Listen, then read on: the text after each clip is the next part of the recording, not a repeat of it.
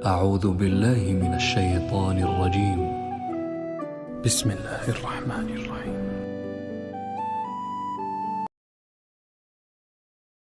حضور نے لوگوں کو سمجھایا تھا. پہلے لوگ کسی عقیدے کے قائل ہی نہیں تھے. محبوب نے سمجھایا کہ دنیا مختصر ہے. حضور نے بتایا کہ مرنے کے بعد ہمارے لیے جو قبر ہے اس کو صرف ایک پہلو نہ سمجھ لینا، وہ گڑھا بھی ہے دوزخ کا لیکن وہ جنت کا باغ بھی ہے. نبی پاک نے لوگوں کو ایجوکیٹ کیا، تعلیم دی، سمجھایا کہ تم ایک نظریاتی زندگی گزارو. فقط یہ 50-60 سال کی کل زندگی نہیں، یہ تو تمہیں بھیجا گیا ہے کام کرنے کے لیے، کاشتکاری کرنے کے لیے. مرنے کے بعد تم نے اس کاشتکاری کا پھل کاٹنا ہے. تم اب یہ تعلیم اتنی راسخ ہو گئی لوگوں کے دلوں میں، اور صرف لوگوں کو نہیں سمجھایا. وہ ہمارے ہاں پیرانے نظام یہ کرتے ہیں، لوگوں کہتے ہیں فقیر ہو جاؤ، فقیر ہو جاؤ، فقیر ہو جاؤ. لوگ فقیر ہوتے جاتے ہیں اور پیر صاحب امیر ہوتے جاتے ہیں. وہ مالدار ہوتا جاتا ہے، لوگوں کو فقر کا سبق پڑھاتا جاتا ہے. نبی پاک علیہ السلام نے لوگوں کو جب یہ کہا نا کہ زندگی چند روزہ ہے، تو یہ تعلیم لوگوں کو تو دی، لیکن اپنا حال یہ تھا ایک وقت روٹی کھائی اور 3 وقت فاقہ کیا. محبوب نے چٹائی پر آرام فرمایا. حضور موٹے بان کی چارپائی پہ لیٹے، موٹے بان، اور حضرت عمر فرماتے میں تبن سخت تھا لیکن حضور کی کمر پر جب میں نے چارپائی کے نشان دیکھے تو میں رو پڑا. یا رسول اللہ، اللہ کے دشمن اتنی موج میں ہیں اور آپ تو. حضور نے ایک تو یہ ہے نا کہ آپ کی پیار میں کوئی رو رہا ہے تو بندہ کہے کوئی نہیں بس حالات ہے ایسے، نہ. محبوب نے نظریہ بیان کیا، نظریہ. فرمایا عمر تم پسند نہیں کرتے کہ وہ تھوڑی سی دنیا میں آسانی دیکھیں اور آخرت میں رسوا ہو جائیں، اور ہم دنیا میں تھوڑی سی مشکل دیکھیں اور آخرت کی ساری عزت اللہ ہمیں ہی عطا فرما دے. تو حضور تعلیم دیتے، سمجھاتے، قائل کرتے، دلیل دیتے، لوگوں کو سمجھ آتی.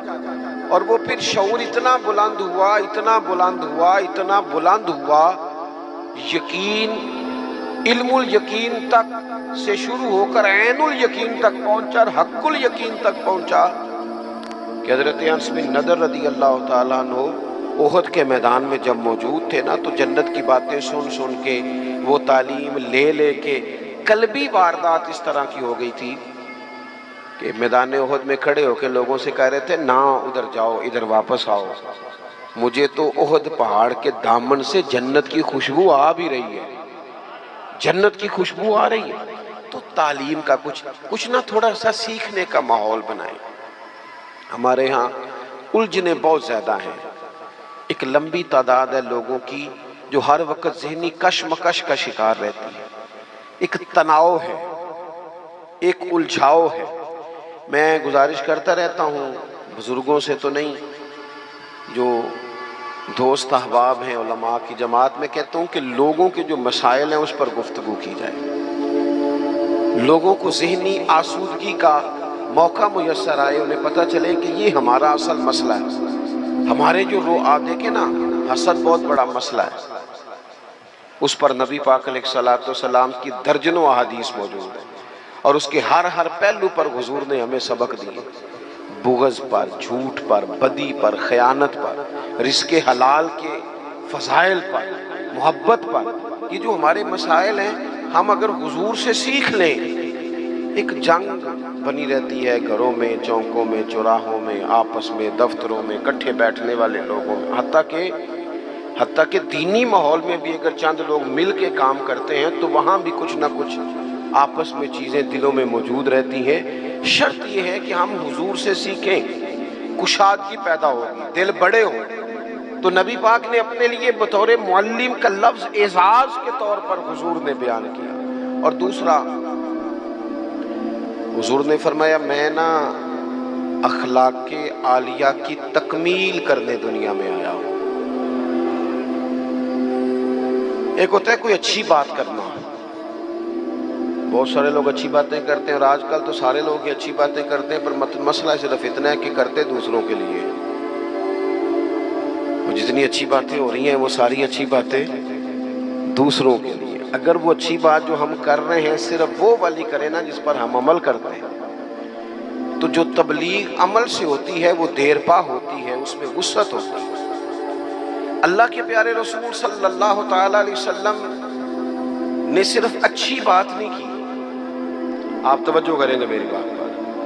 حضور نے صرف ایسا نہیں کہ ایک اچھی بات محبوب نے کر دی، حضور نے وہ والی اچھی بات کی ہے کہ اس سے زیادہ اچھی بات ہو سکتی نہیں. اعلیٰ حضرت کہتے ہیں سارے اچھوں سے اچھا سمجھیے جسے ہے اس اچھے سے اچھا ہمارا نام ہے. ایک ہوتا ہے روٹین میں کوئی خیر کی بات کرنا، اور ایک ایسی بات کر دینا کہ پھر گنجائش باقی نہ رہے. نبی کریم علیہ السلام نے وہ خیر کی باتیں کی ہیں کہ مزید پھر گنجائش ہے. کہ جو ہمارے یہاں مصیبت بن گئی ہے نا کہ ہم نے وہاں سے بھی سیکھنا ہے دانش، وہ ہمارے اسکولوں کالجوں کی دیواروں پر انگریزوں کے قول بھی لکھ دیے. تو میں کہتا ہوں کیا احادیث ساری یاد ہو گئی تھی بچوں کو؟ قرآن مجید کی آیات یاد ہو گئی تھی؟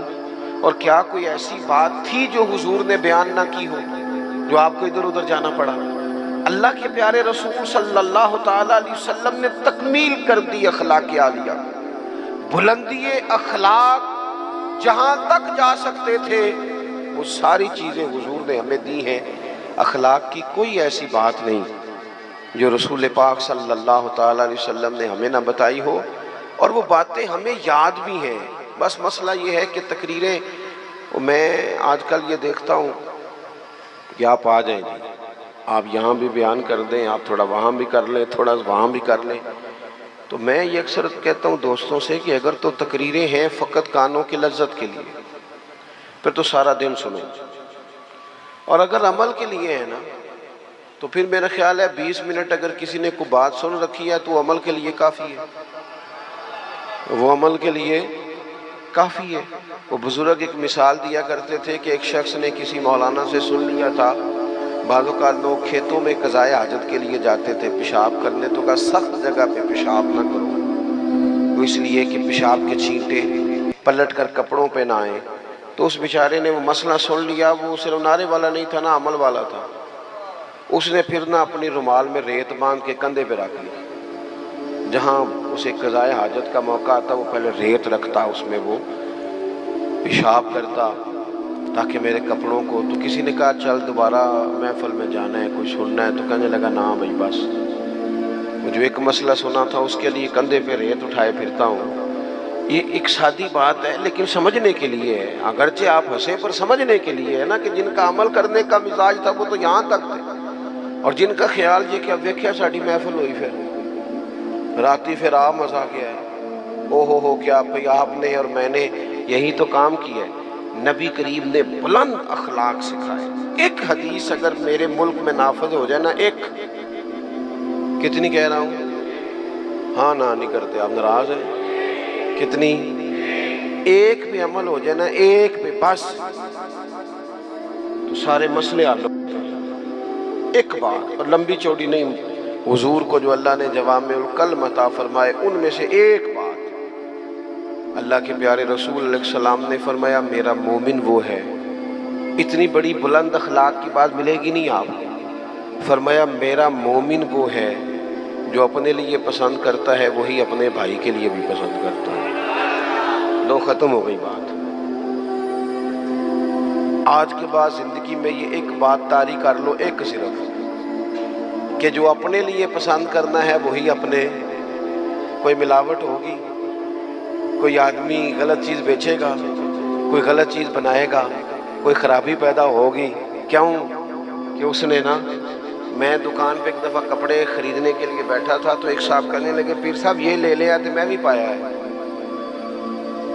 میں کیا سارے نو یو دیا کر جڑا آپ پانا ہے. دیکھو نا یہ کیا بات ہوئی، آپ کو پہچان ہے نا کہ یہ کپڑا ٹھیک ہے تو آپ باقیوں کو بخرید، آپ مارکیٹ سے لے کے ہی وہی آئیں بس، جو آپ سمجھتے ہیں کہ یہ لوگوں کے لیے. کیوں ہم اس طرح کا کام کرتے ہیں؟ کیوں نہیں ہم سمجھتے کہ یہ غیر نہیں ہے، یہ ہمارے اپنے لوگ ہیں. یہ کیسے ہو سکتا ہے کہ کسی کے بچوں کو آپ ملاوٹ والی چیز کھلائیں اور بیماریاں آپ کے گھر نہ آئیں؟ یہ کیسے ہو سکتا؟ حضرت بلال حبشی رضی اللہ تعالیٰ عنہ کے وصال کا وقت ہے، وصال کا۔ آپ تصور کریں نا اپنی زندگی میں کہ میرا باپ چلا جائے گا، تو تصور کر کے رونا آتا ہے۔ بیوی تصور کر لے کہ میرا شوہر چلا جائے گا، تو جانا تو پتہ نہیں اپنے وقت پہ ہے، لیکن تصور کر کے لوگ رو پڑتے ہیں کہ جب یہ جائے گا میرا شوہر تو کیا ہوگا، بھائی جائے گا تو کیا ہوگا، ماں جائے گی تو کیا ہوگا۔ تصور میں رونا آ جاتا ہے۔ حضرت بلال کا آخری ٹائم، وقت وصال، این وہ ٹائم جب دنیا سے جا رہے ہیں، آپ کی اہلیہ رو پڑی، کہنے لگی بڑے غم کا وقت ہے، آپ جا رہے ہیں، اتنی تکلیف کا ٹائم ہے۔ عورت بادشاہ ہوتی ہے شوہر کے سر پہ، وہ سمجھتی ہے یہ ہے تو میری بادشاہی ہے۔ حضرت بلال کی اہلیہ رو کے کہنے لگی بڑے غم کا مقام میں جا رہے ہو۔ حضرت بلال آخری وقت ہے، شدید علالت ہے، ظاہراً کمزوری ہے، آنکھیں کھول کے کہنے لگے غم کا نہیں، یہ خوشی کا وقت ہے، میں قبر میں جاؤں گا تو مدینے والے سے ملاقات کروں گا۔ یہ تو مقام مسرت ہے، یہ تو مقام مسرت ہے۔ پس مردن فرشتوں نے جو تلاشی لی تو کیا نکلا؟ کہتے ہیں مر گئے، قبر میں گئے تو فرشتے کفن ٹٹولنے لگے، پس مردن فرشتوں نے جو تلاشی لی تو بھلا کیا نکلا؟ فقط ایک دل کے گوشے سے خیال مصطفیٰ نکلا۔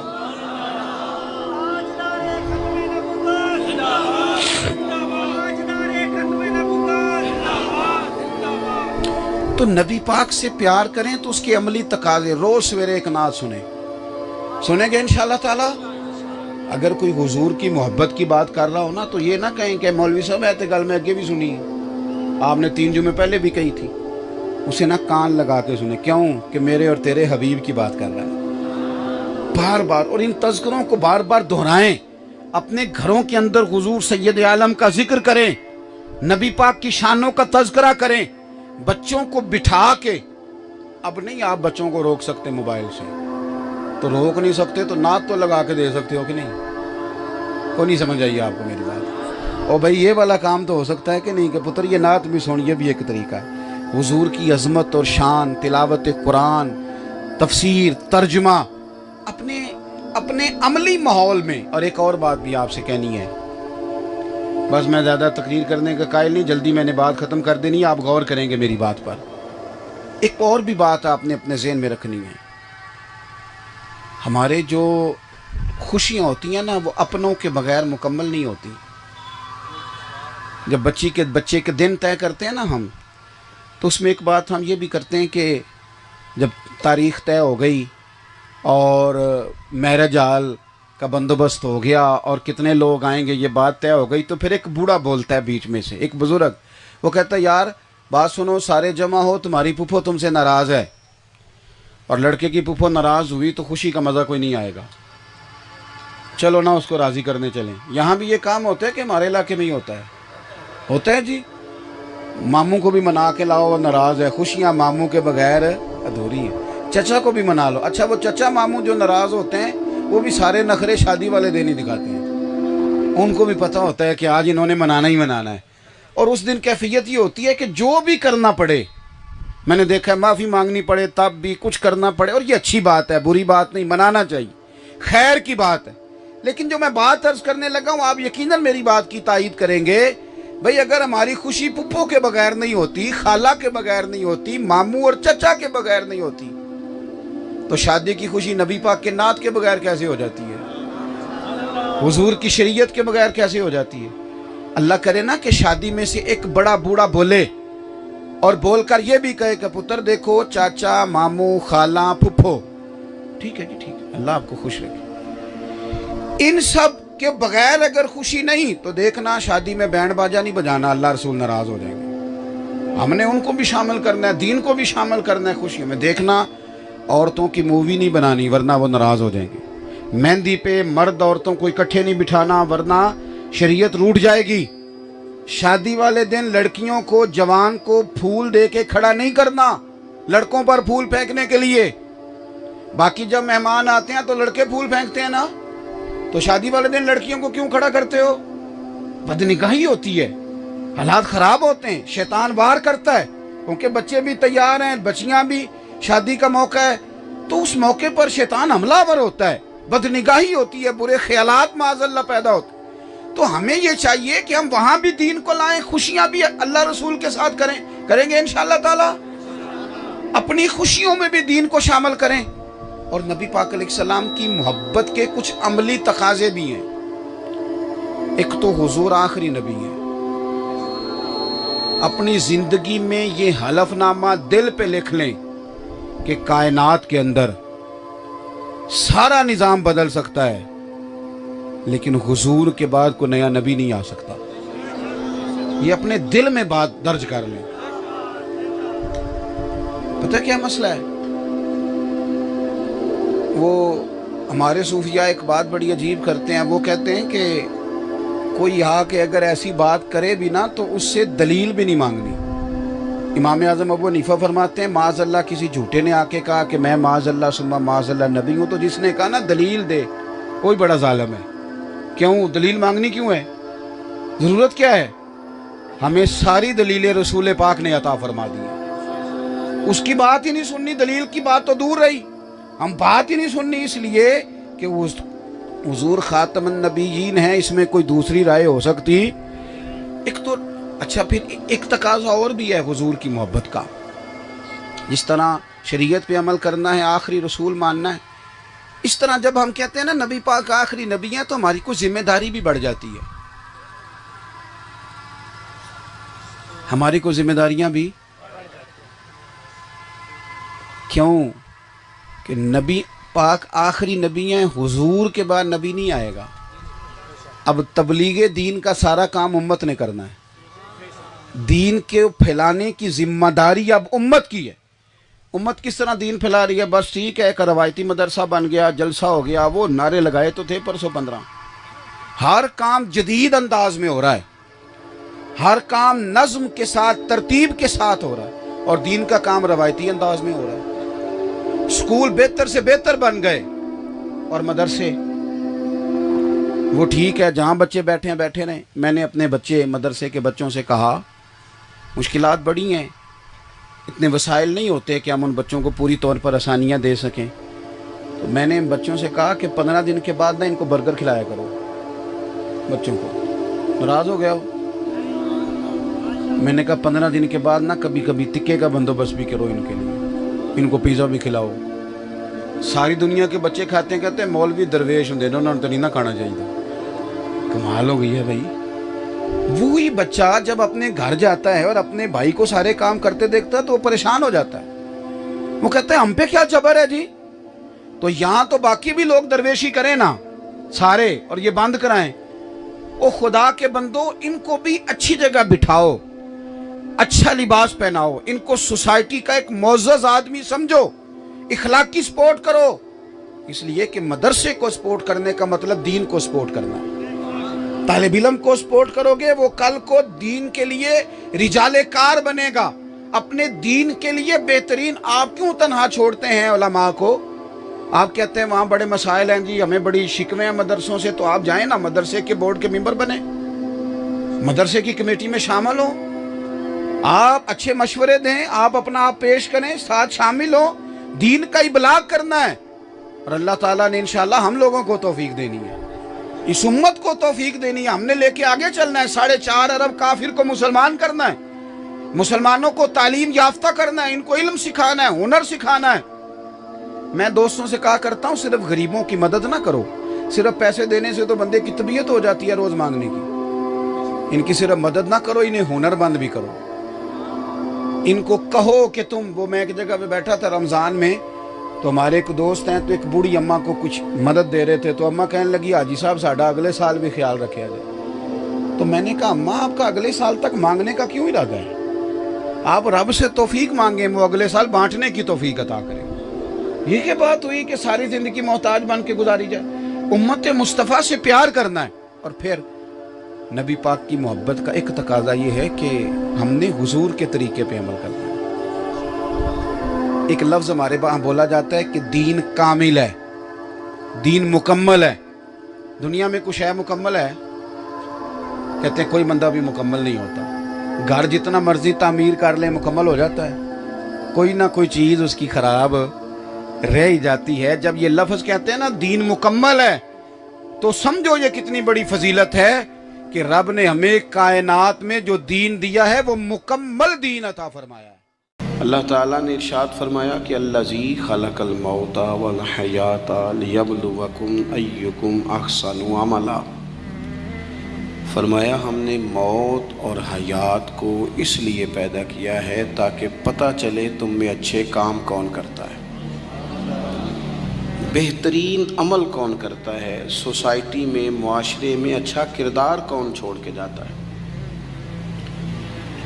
یہاں سے جو لوگ سعودی عرب جاتے ہیں ان کا والد قرض اٹھا کے پلاٹ بیچ کے یا ماں زیور بیچتی ہے، مجبوری ہے، چلو وہاں جائے گا کوئی کاروبار کر لے گا، لیکن بندہ یہاں سے اتنی مجبوری کے بعد وہاں جائے اور وہاں جا کے وہ بالکل فارغ بیٹھا رہے، تو اس کو ہر آدمی سمجھاتا ہے اور کچھ لوگ اسے سخت جملوں سے بھی نوازتے ہیں، کہتے ہیں یار اتنی مشکل سے تیرے باپ نے بھیجا ہے، اتنی آرزوؤں کے بعد تیری ماں نے تیرے لیے بندوبست کیا ہے اور تو یہاں فارغ پھر رہا ہے۔ آپ نے دیکھا ہوگا کہ جو لوگ اسکول کالج میں پڑھتے ہیں اور ماں باپ غریب ہوتے ہیں تو ان کے اساتذہ جب انہیں سمجھاتے ہیں تو ساتھ یہ بھی کہتے ہیں کہ یار دیکھ تیرا ابا کتنی مشکل سے تیرے خرچ پورے کرتا ہے۔ اگر کوئی شخص بھی کسی بھی مقام پہ کوئی ذمہ داری اسے دی جائے اور وہ اپنی ڈیوٹی ٹھیک نہ کرے، مقصد پورا نہ کرے، تو لوگ اس سے خوش نہیں ہوتے، لوگ اس کے لیے اچھے جذبات نہیں رکھتے، کہتے تو اپنا مقصد نہیں پورا، میں یہاں آیا ہوں آپ کو اللہ رسول کی بات بتانے، آپ نے اچھا گمان کر کے مجھے دعوت دے لی کہ شاید یہ ہمیں صحیح طرح سمجھا سکتا ہے، اب میں یہاں آ کے آپ کو اللہ رسول کی بات بتاؤں ہی کوئی نہ، تو آپ کہیں گے میاں آپ کو تو بلایا تھا کہ آپ ہمیں کوئی سمجھا دیں، کوئی نصیحت کر دیں، تو آپ تو ادھر ادھر کی ہانک کے چلے گئے، قبول نہیں کریں گے لوگ۔ مقصد کو سمجھنا چاہیے، رزق ضرور کمائیں، بڑی اچھی بات ہے، نکاح، بچے، گھر، برادری، قبیلہ، یہ ساری چیزیں ضمن ہیں، ذیل ہیں، اصل کیا ہے ایکم احسن عملا، مقصد تمہارا یہ ہے کہ پتہ چلے تم میں بہترین عمل کون کرتا ہے۔ اپنے بچوں کے لیے دوڑ دھوپ کرنا یا مال دولت جمع کرنا یا جناب آسائشیں اکٹھی کرنا، یہ تو غیر مسلم بھی کر رہا ہے۔ میں اکثر کہتا ہوں کہ یہ دیندار طبقہ ہے، میری طرح کے لوگ ہیں، تو ایک بندہ 6 گھنٹے کا سفر طے کر کے آیا ہے، اس نے اسے دیندار سمجھا ہے، نیک آدمی سمجھا جب ہی آیا نا، کتنا بڑا اس نے اسے مقام دیا ہے کہ اسے حضور سید عالم علیہ السلام کے دین کا نمائندہ سمجھا ہے۔ یہ خطیب صاحب ہیں، یہ استاد صاحب ہیں، امام صاحب ہیں، پیر صاحب ہیں، کتنا بڑا اپنا مقام اگر بندہ کبھی سمجھے تو کتنا لوگوں نے اسے بڑا درجہ دیا ہے۔ اب ایک بندہ ولی سمجھ کے آ رہا ہے، اس کو کتنا درجہ ملے گا، لیکن اگر سامنے والا جس کو وہ اتنا مقدس مقام دیتا ہے کہ ولی سمجھتا ہے، اور اس بندے کا لالچ 2-4 ہزار ہو جائے، 15-20 ہزار 25 ہزار کی تقریر بیچے، نعت بیچے، دعا بیچے، معاذ اللہ، تو اس کا درجہ کتنا بڑا تھا اور وہ آ کہاں پہ گیا ہے۔ بھئی یہ کام تو کوئی اور کاروبار کر کے بھی کیا جا سکتا ہے، ضروری تھا کہ حضور کی تعریف کر کے تم کمائی اکٹھی کرتے تو کوئی اور کام کر لیتے، بڑے کام ہیں دنیا میں کوئی اور کر لیتے۔ مقاصد ہمیشہ اعلیٰ رکھیں، چھوٹا مقصد، بڑے مقاصد۔ یہ جو آرام ہے، آسودگی ہے، آرام سے بیٹھنا ہے، کھانا پینا ہے، اچھا گھر ہونا چاہیے، تنگ کوئی نہ کرے، تو حضرت امام حسین تو مسجد نبوی کے خطیب ہیں، حضور کے روضے پہ بیٹھے ہیں، لوگ پلکیں بچھا کے سلام کرتے ہیں، تو ٹھیک ہے بیٹھے رہتے، موج لگی ہوئی تھی، کیا ضرورت تھی؟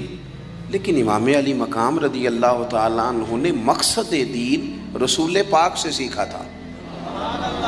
اپنی زندگی میں آگے بڑھنا، کچھ جد و جہد کرنا، ملت کے لیے، قوم کے لیے، وطن کے لیے، اپنوں کے لیے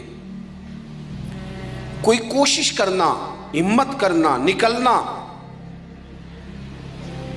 اور اپنی ذات سے اٹھ کر تھوڑا سا سوچنا، یہ معیار دین ہے۔ کوئی کام انسان زندگی میں کرے.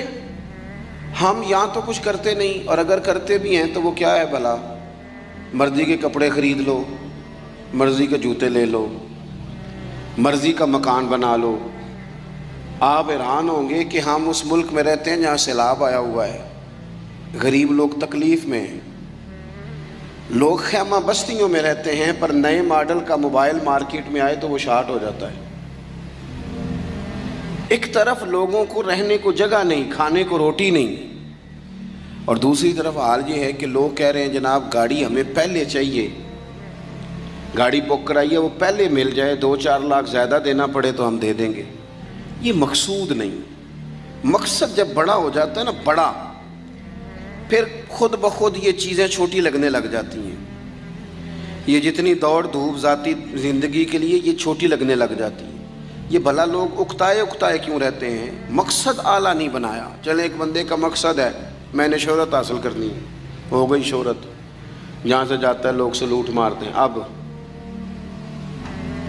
ختم ہو گئی زندگی. ایک شخص نے یہ مقصد بنا لیا کہ میں نے بہت سارا مال جمع کرنا ہے، تو ہو گیا مال جمع، تجوریاں بڑی پڑی ہیں، اندر کروڑوں روپیہ ہے، لیکن بیمار ہو گئے تو بیماری صحت پیسوں سے خریدی نہیں گئی،